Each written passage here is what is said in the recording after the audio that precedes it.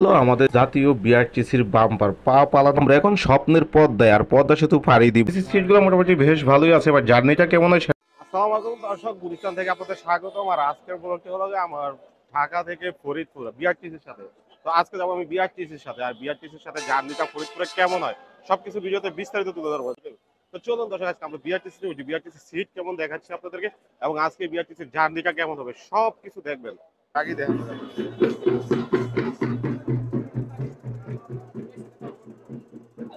দর্শক, এই হলো বিআরটিসি সিট গুলা দেখাচ্ছি আপনাদেরকে। আমি গাড়িতে উঠে গেছি, এটা হলো আমার সিট এখানে।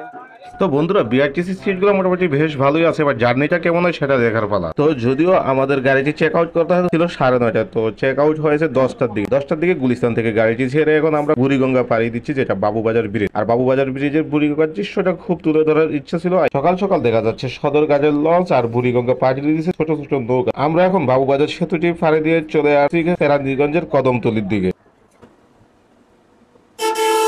বন্ধুরা, আমরা কেরানীগঞ্জের কদমতলি পাড়ি দিয়ে এখন চলে আসি মাওয়া এক্সপ্রেস রোড, যেটা ঢাকা এক্সপ্রেস রোড। আর ঢাকা এক্সপ্রেস রোডে ওঠার জন্য আমরা এই যে ওভারব্রিজটি ব্যবহার করতেছি। এখন দেখার পালা হাইওয়ে এক্সপ্রেসে এসে আমরা কয়টা গাড়িকে ওটি দিতে পারি আর কয়টা গাড়ি আমাদেরকে ওটি দিয়ে রেখে যায়, আর কত টাকা ভাড়া নিচ্ছে এই গাড়িটি, সবকিছু বিস্তারিত এই ভিডিও দেখার পরে এই গাড়িতে ভ্রমণ করা না করা সবকিছু আপনাদের ইচ্ছা। বন্ধুরা, ছুটির দিন থাকার কারণে আজকের রাস্তাটা একদম ফাঁকাই দেখা যাচ্ছে না, সকাল সকাল খুব জমে উঠছে। আর শুরুতেই একটা গাড়ি আমাদেরকে ওটি দিয়ে ফেলছে অলরেডি, দেখতেই পাচ্ছেন আপনারা। দেখতে দেখতে চলে আসছি আমরা টোল প্লাজা। আর টোল প্লাজা এখন টোল পরিশোধ করে গাড়িটি পেরোবে। আর দেখতে পাচ্ছেন যে বাম্পারে প্রচুর যাত্রী নিচ্ছে, তারা বাম্পারটা একদম ভরা। তো বন্ধুরা, টোল পরিশোধের পরে গাড়িটি আবার উঠতে তার গন্তব্যের দিকে। আর সামনে দেখা যাচ্ছে আমাদের একটি বাস আছে। এটা কি গাড়ি দেখা যাক, আর এটাকে আমরা ওটি দিতে পারি কিনা সেটাই এখন দেখার বিষয়। ও ইয়েস, দেখতে দেখতে চলে গ্রামীণ পরিবহন। আর গ্রামীণ পরিবহনটিকে আমরা এই মুহূর্তে ওটি দিয়ে ফেলেছি। আর সামনে আরো কয়টা গাড়িকে ওটি দিতে পারবে সেটাই আমি আপনাদেরকে দেখাবো। আমাদেরকে কয়টা দিয়ে ওটি দিয়ে চলে যায় সেটাও দেখবেন। এই মুহূর্তে একটা আমাদেরকে একটা গাড়ি ওটি দিচ্ছে আর আমরা একটা গাড়িতে ওটি দিচ্ছি। আর সকাল সকাল সৌন্দর্য একদম ফুটে উঠছে, একদম রাস্তা পাকা আর দুই পাশের সৌন্দর্য আসলে মুগ্ধ করে।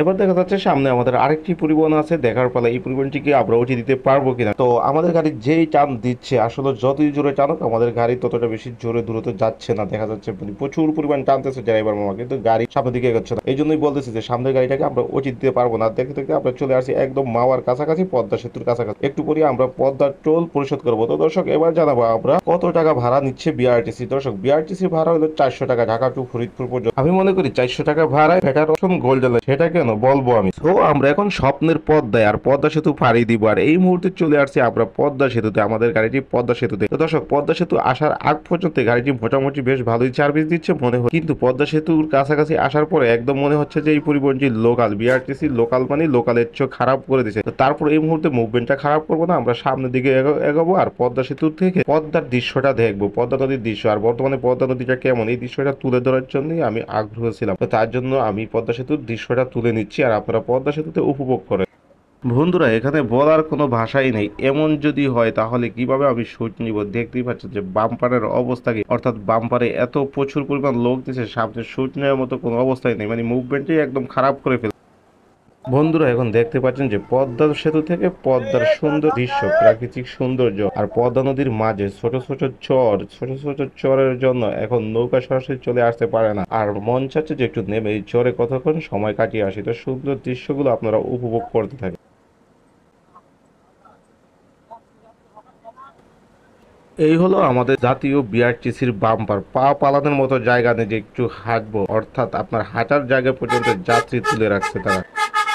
বন্ধুরা, পদ্মা পাড়ি দেওয়ার পরে যেখানে যাত্রী নামানোর কথা সেখানে যাত্রী নামানে যাত্রীর সাথে খারাপ বিহেভ করছে আমাদের সুপারভাইজার মামা। তো এই শ্যুটটা আমি নিতে চাইছিলাম, তারপর মানবতার দিক থেকে নিলাম না শ্যুটটা। আর মন খারাপ না করে এবার চলে যাচ্ছি প্রাকৃতিক দৃশ্য দেখানোর জন্য। আর পাশে রয়েছে আমাদের রেল লাইন। এই দৃশ্যটা দেখতে দেখতে আমরা সামনের দিকে এগিয়ে যাচ্ছি আমাদের গন্তব্যের দিকে। আর সামনেই পড়বে ভাঙ্গার পর আমাদের কাঙ্ক্ষিত ফরিদপুর। আর গন্তব্য হচ্ছে আমরা পল্লীকবি জসিমউদ্দিনের বাড়ি। পল্লীকবি জসিমউদ্দিনের বাড়ি যাবো এবং নেক্সট ভিডিওতে আমরা পল্লীকবি জসিমউদ্দিনের সবকিছু তুলে ধরবো। তো এখন আমরা ভাঙ্গা সৌন্দর্য উপভোগ করি। ভাঙ্গা গোল চত্বরটা দেখতে পাচ্ছেন যে কত সুন্দর করে তৈরি করছে তারা। আর দর্শক, আমরা ভাঙ্গা ক্রস করে চলে যাবো ফরিদপুরের দিকে। আর এবার বলি গোল্ডেন লাইন আর বিআরটিসির মধ্যে পার্থক্য। বিআরটিসি একদম লোকাল সার্ভিস করে ফেলছে, 400 টাকা ভাড়া নিচ্ছে। গোল্ডেন লাইন ডাইরেক্ট গাড়ি, 400 টাকা ভাড়া। তো কেন আমরা 400 টাকা দিয়ে গোল্ডেন লাইনে না যেয়ে বিআরটিসিতে আসবো? আর যাদের হাতে সময় আছে প্রচুর তারা আসতে পারেন বিআরটিসি, আর যাদের কম সময় আছে তারা অবশ্যই গোল্ডেন লাইনে আসলে সবচেয়ে বেটার।